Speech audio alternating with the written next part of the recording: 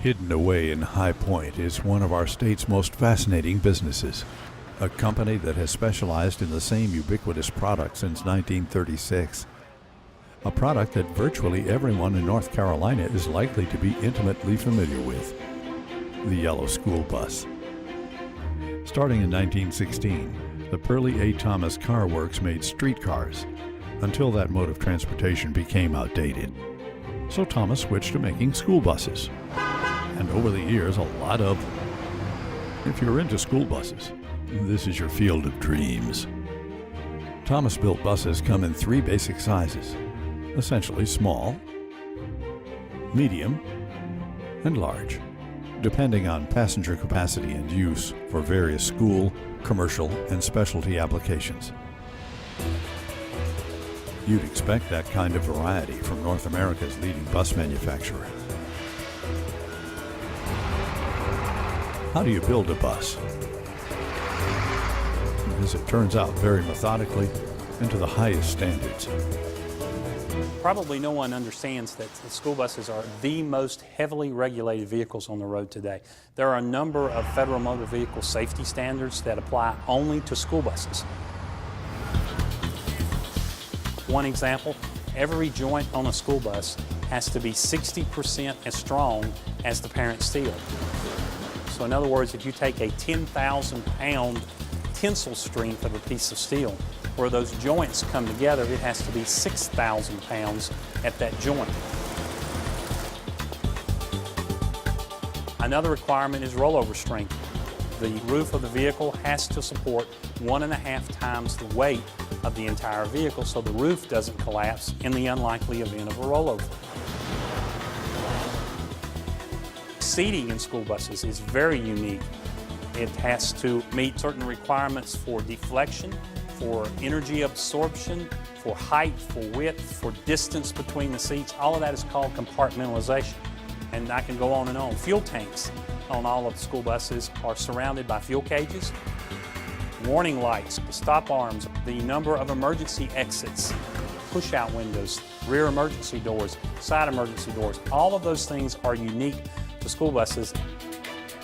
Making a school bus body to satisfy federal government regulations, the specs of each of 50 states, 11 Canadian provinces, and countless individual customers, each made to order, is a complicated affair. If you look at that all together, we have in excess of 20,000 options. Years ago, we did some research. A leading manufacturer's #1 brand of automobile had a grand total of 285 total options. And on school buses, there is in excess of 20,000.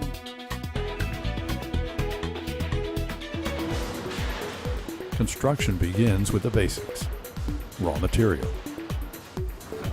which is cut,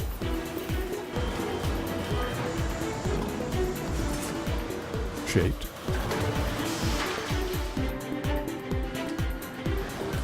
welded, assembled, riveted, moved around a lot, painted, outfitted with interiors and accessories,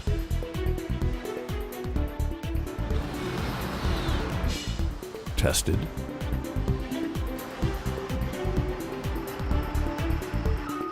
inspected,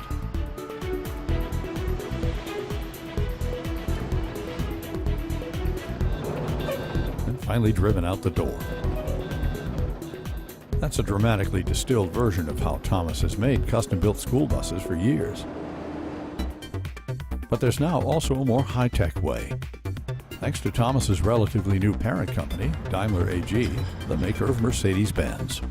Daimler is the world's largest manufacturer of commercial vehicles. They've brought some incredible technology to us that we actually employ in our C2 facility. The large chunk of the Daimler contribution was robotics. The first robotic technology is when we're actually applying the structural adhesive to the frame structure of the bus. It has to be applied consistently, and the robots do that for us. It's 2 times stronger than the normal panels that are applied with rivets and screws.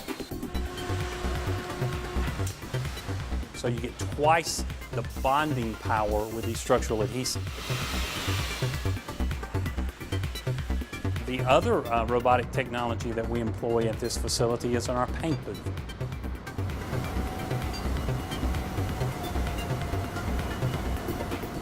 That also provides very consistent finish and actually significant savings in the amount of paint that's used because it's being done very consistently with the robots.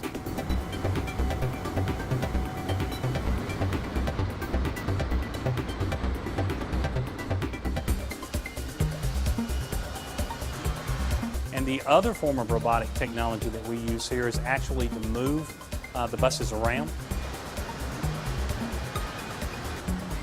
We actually have a robot that picks up the bus body,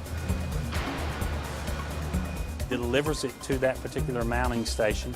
Once the body is actually lifted off of the truck, as it's referred to, then that robot will take the truck back to the staging area for it to be used on a new bus body as part of the manufacturing process. So we affectionately refer to that robot as R2C2. There is a robotic welding area where we're actually welding the floor sections together. We can put the floor sections into this robotic welding cell and it will very consistently and very efficiently weld all of the components together for the floor structure. Well, the key is the consistency. You know, it does it the same way every single solitary time, so you can count on the consistency of the welds, consistency of the application of the structural adhesive, the consistency of the application of the paint. You don't have to worry about injuries and things of that sort when you're moving these large bus bodies around because the robot's doing it for you.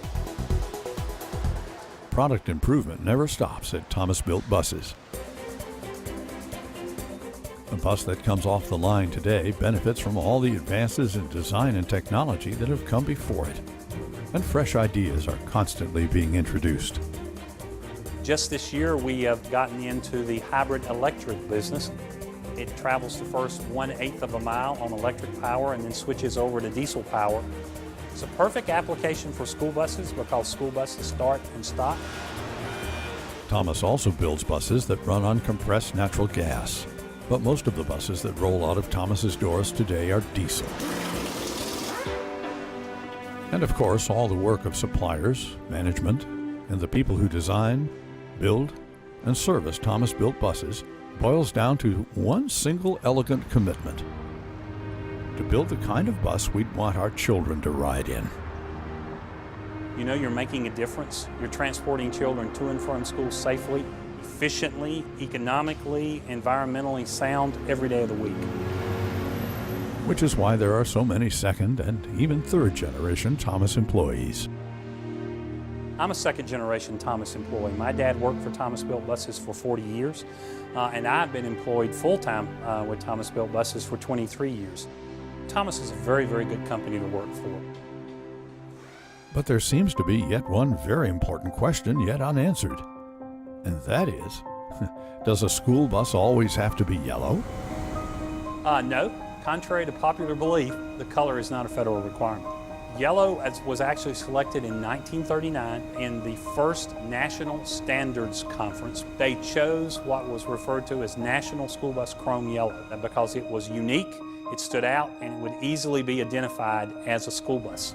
Every state in the Union, though, and every province in Canada has selected National School Bus Chrome Yellow as their standard color. So now you know. School buses are yellow because they are. In fact, now you know even more than you ever imagined you would know about these yellow school buses you see traveling to and from school every year with their precious passengers. And now you also know that a healthy portion of them are Thomas Built Buses, made right here in our state.